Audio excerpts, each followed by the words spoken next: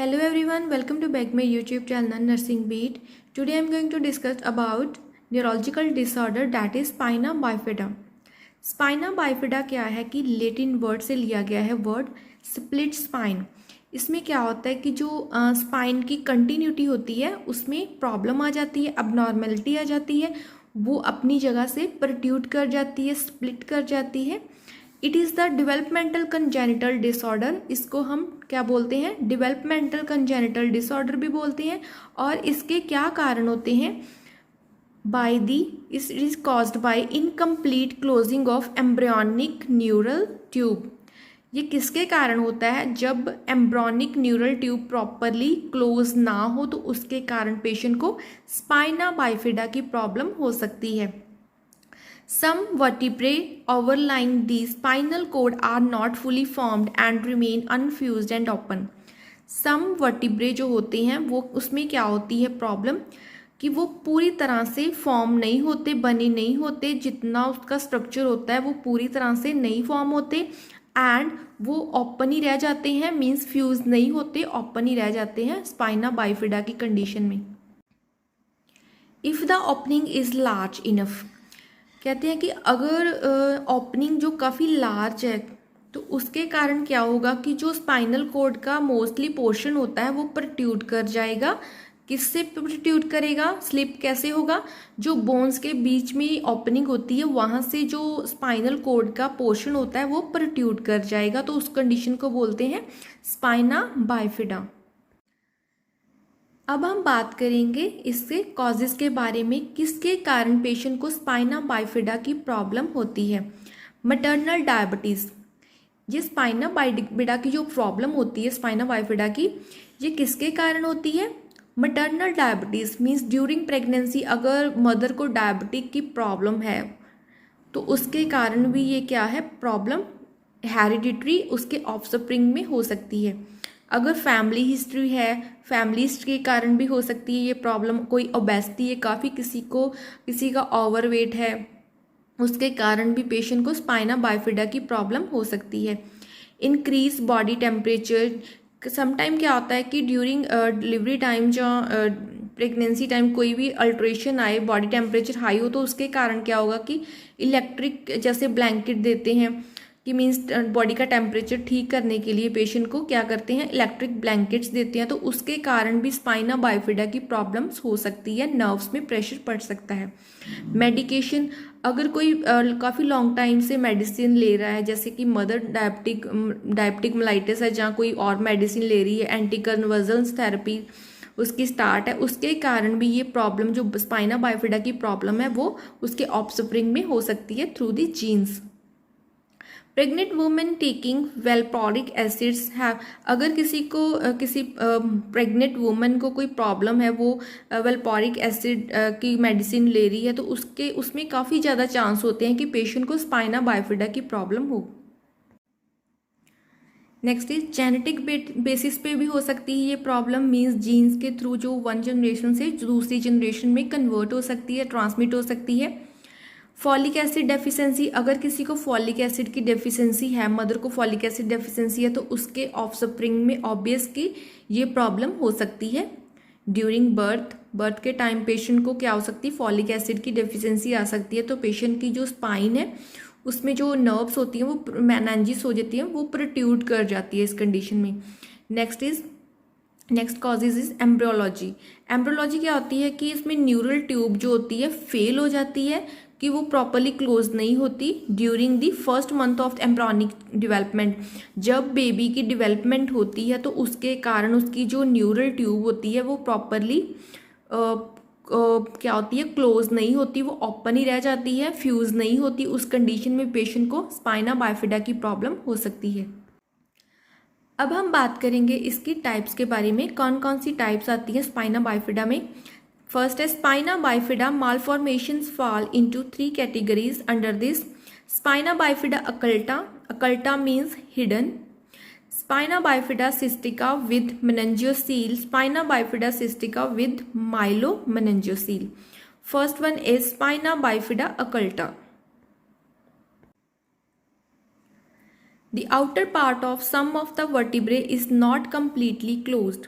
Spina bifida occulta में क्या होता है, हडन, इसका मीन्स क्या होता है अकल्टा का, हिडन, कि इसका जो वर्टिब्रे का आउटर पार्ट होता है वो प्रॉपरली क्लोज नहीं होता. The split in the vertebrae are so small and the spinal cord does not protrude. इसमें जो स्पाइनल कोड होती है वो प्रोट्यूड नहीं करती, तो अपनी लोकेशन से प्रोट्यूड नहीं करती, मीन्स हिडन ही रहती है प्रॉब्लम ये. Next is Dimple in the skin. इसमें एक जो ऑब्जर्वेशन हम कर सकते हैं कि स्किन में डिम्पल रहता है जहाँ पर जो प्रॉब्लम हो स्पाइना बाइफिडा की. और अगर हम इसकी इंसिडेंस की बात करें तो ये प्रॉब्लम जो स्पाइना बाइफिडा अकल्टा की होती है, जो 10% ऑफ पीपल होते हैं पॉपुलेशन, अगर हम इसका हिस्ट्री कलेक्ट करें, रिसर्च करें इस पे, तो 10% पॉपुलेशन इससे सफ़र करती है स्पाइना बाइफिडा अकल्टा से. Second type of spina bifida is meningocele. Another name is posterior meningocele and meningeal cyst. Meninges are forced into the gap between the vertebrae. इसमें क्या होता है कि जो meninges होती है, what is meninges? meninges होती है ब्रेन और स्पाइनल कोड के जो अपर कवरिंग होती है उसके आउटर साइड पे. फॉर एग्जांपल ये हमारा ब्रेन है और यह स्पाइनल कॉर्ड, इसके जो सराउंडिंग कवरिंग होती है उसको बोलते हैं meninges. ये क्या काम करती है, कुशन का काम करती है. जितनी भी बाहर से कोई मैकेनिकल इंजरी हो तो वहाँ से प्रोटेक्ट करके रखती है ब्रेन और स्पाइनल कोड को. सो इस कंडीशन में सेकंड जो टाइप है उसमें क्या होता है कि पोस्टीरियर मेनिंजेस जिसको बोलते हैं, मेनिंजेस आर फोर्स्ड. इसमें जो मेनिंजेस होती हैं फोर्सफुली क्या करती हैं, इनटू द गैप बिटवीन, जो वर्टिब्रे में गैप होता है वहाँ से प्रोट्रूड कर जाती है. Third one is myelomeningocele. The unfused portion of the spinal cord column allow the spinal cord to protrude through the opening. इसमें क्या होता है कि जो स्पाइनल कॉर्ड का मोस्ट ऑफ द पोर्शन होता है, अनफ्यूज पोर्शन, वो क्या करता है, प्रोट्रूड कर जाता है थ्रू दी ओपनिंग के थ्रू वो प्रोट्रूड कर जाता है, स्लिप कर जाता है. और क्या होता है कि जो इन्वॉल्व एरिया होता है वो फ्लैट होता है. अगर हम उसकी ऑब्जर्वेशन करें तो फ्लैट होगा, प्लेट लाइक मास्क वहाँ पर इन्वॉल्व होगा और वहाँ पर कोई भी मेम्ब्रेन जो होती है वो इन्वॉल्व नहीं होती. ये जो माइलोमेनिंजियोसील की जो कंडीशन होती है ये काफ़ी लाइफ थ्रेटनिंग कंडीशन होती है. इसको ये प्रॉपरली ठीक नहीं होती पेशेंट में अगर हो जाए तो. Then I am going to discuss about its clinical manifestation, means sign and symptoms. First is physical sign. Physically patient में क्या प्रॉब्लम आती है, ऑर्थोपेडिक एबनॉर्मेलिटीज़ आ जाती है, क्लब फुट हो सकते हैं, हिप डिसलोकेशन हो सकती है. हिप डिसलोकेशन की जो अपनी पोजीशन पे हिप होती है वहाँ पर नहीं रहेगी, वो स्लिप कर जाएगी, डिसलोकेट हो जाएगी. ब्लैडर एंड बाउल पर कोई कंट्रोल नहीं रहेगा. पेशेंट को यूरिन कंटिन्यूस में उसको यूरिन की प्रॉब्लम आ सकती है, इनकंटिनेंस हो सकता है, यूरिनरी ट्रैक इन्फेक्शंस हो सकती हैं, पुअर रीनल फंक्शन हो सकते हैं इस कंडीशन में. और अगर पेशेंट काफ़ी टाइम बेड रिडन रहेगा तो पेशेंट के बेड सोर भी हो सकते हैं, स्किन इरिटेशन हो सकती है पेशेंट के, एबनॉर्मल आई मूवमेंट हो सकती है, पैरालिसिस हो सकता है, स्क्लेरोसिस हो सकता है, स्पाइनल कॉर्ड में जो बेंड आ सकता है, स्क्लेरोसिस बोलते हैं उसे, बैक पेन हो सकती है पेशेंट के, पार्शियल और कंप्लीट लैक ऑफ सेंसेशन हो सकती है कि पेशेंट के समटाइम क्या होता है कि पूरी बॉडी भी सेंसेशन उसकी लॉस हो सकती है, जहाँ half means partial lack of the sensation of the body. Weakness of hip, leg और feet of the newborn. Newborn में कौन कौन सी प्रॉब्लम और आएगी, हिप की वीकनेस हो सकती है, लेग की मीन्स उसको प्रॉपरली मूवमेंट करने में प्रॉब्लम हो सकती है. Here at the back part of the pelvic called sacral area. जो सैक्रल एरिया होता है, जो स्पाइन का सैक्रल एरिया होता है, कोकीजियल से ऊपर वाले एरिया को सैक्रल बोलते हैं. वहाँ पर क्या होगा, हेयर्स की फॉर्मेशन हो सकती है, डिम्पल वहाँ पर होगा, मीन्स वहाँ से जो स्किन होती है वो डीप होगी. उसकी आवाज़ जो होगी बेबी की हॉर्सनेस हो सकती है, मीन्स हैवी हो जाएगी. इसमें ब्रीदिंग होल्डिंग कंडीशन हो सकती है, मीन्स रुक रुक कर उसको सांस आने लगेगी, प्रॉब्लम आ सकती है ब्रीदिंग में. जब वो स्लीप करेगा तो उसके टाइम उसको ब्रीदिंग प्रॉब्लम हो सकती है. और उसकी जो इंटेलिजेंसी है वो काफ़ी लो हो सकती है, एवरेज हो सकती है. Next is neurological complication, abnormality of the cerebellum, back portion of the brain, जो ब्रेन का बैक पोर्शन है इज डिस्प्लेस हो जाएगा from the back of the skull down.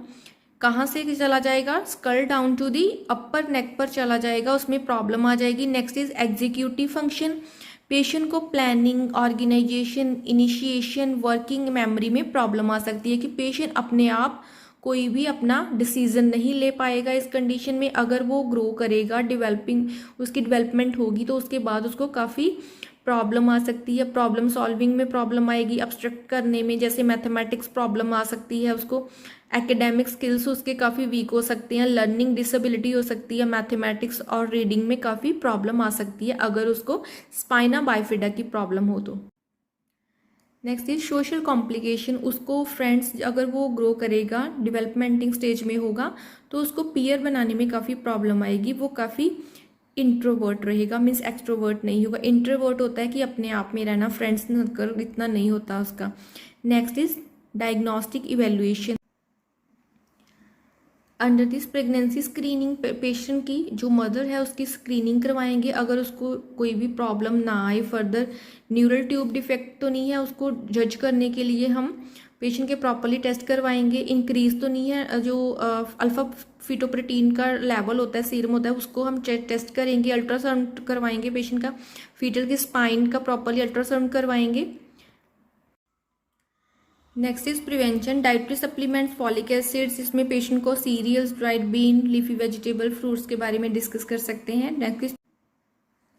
Next is monitor growth and developmental of the bones, bones की properly growth देखेंगे, development देखेंगे, physical therapy provide करेंगे, speech therapy provide करेंगे patient को। Treat seizure, अगर उसको फिट्स आ रहे हैं, सीजर आ रहे हैं तो उसके लिए हम पेशेंट को उसको मेडिसिन भी दे सकते हैं।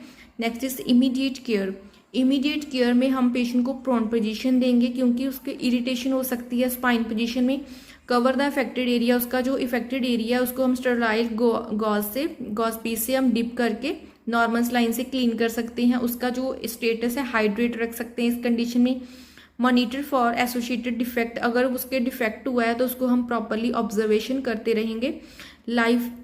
लॉन्ग लाइफ ट्रीटमेंट में हम पेशेंट को हाई फाइबर डाइट दे सकते हैं, कैथेटर इंसर्ट कर सकते हैं ताकि जो प्रॉब्लम आई है वो ठीक हो जाए। शंटिंग करेंगे, इसमें एंटीबायोटिक्स प्रोवाइड कर सकते हैं ताकि पेशेंट को जो इन्फेक्शन हुई है, यूरिनरी ट्रैक इन्फेक्शन के कारण भी बहुत सारे कॉम्प्लिकेशन आ सकते हैं, इसलिए हम पेशेंट को एंटीबायोटिक्स प्रोवाइड कर सकते हैं इस कंडीशन में। So guys, it's all about my topic. Today I discussed about spina bifida, its definition, causes, risk factor, signs and symptoms, diagnostic evaluation and its management, also preventions. I hope you understood my topic. If any query related to my topic, then ask me in comment section. Thank you so much.